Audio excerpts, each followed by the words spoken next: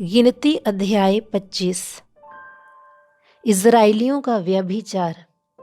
Israel शित्तीम में रहते थे और वे लोग मुआबी लड़कियों के संग कुकर्म करने लगे। और जब उन स्त्रियों ने उन लोगों को अपने देवताओं के यज्ञों में नेवता दिया, तब वे लोग खाकर उनके देवताओं को दंडवत करने लगे। यूं इज़राइली बालपुर देवता को पूजने लगे। तब यहोवा का कोप इज़राइल पर भड़क उठा। और यहोवा ने मूसा से कहा, प्रजा के सब प्रधानों को पकड़कर यहोवा के लिए धूप में लटका दे, जिससे मेरा भड़का हुआ कोप इज़राइल के ऊपर से दूर हो जाए। तब मूसा ने इज़राइली न्यायियों से कहा, तुम्हारे जो जो आदमी बालपुर के संग मिल गए हैं, उन्हें घात करो।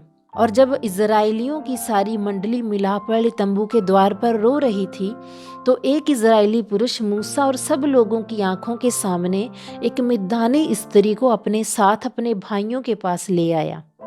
इसे देखकर एलियाजार का पुत्र पिनहास, जो हारून याजक का पोता था, उसने मंडली में से उठकर हाथ में एक बर्छी ली और उस इज़राइली पुरुष के डेरे में जाने के बाद वह भी भीतर गया और उस पुरुष और उस स्त्री दोनों के पेट में बर्छी बेध दी। इस पर इज़राइलियों में जो महामारी फैल गई थी वह थम गई और मरी से 24,000 मनुष्य मर गए। तब यहोवा ने मूसा से कहा, हारून याजक का पोता एलियाजार का पुत्र पिनहास, जिसे इज़राइलियों के बीच मेरी सी जलन उठी, उसने मेरी जलजलाहट को उन पर से यहाँ तक दूर किया है कि मैंने जलकर उनका अंत नहीं कर डाला। इसलिए तू कह दे कि मैं उससे शांति की वाचा बांधता हूँ, और वह उसके लिए और उसके बाद उसके वंश के लिए सदा के याजक पद की वाचा होगी, क्योंकि उसे अपने परमेश्वर के लिए जलन उठी और उसने इज़राइलियों के लिए प्रायश्चित किया। जो इज़राइली मिद्यानी स्त्री के संग मारा गया, उसका नाम जिम्री था।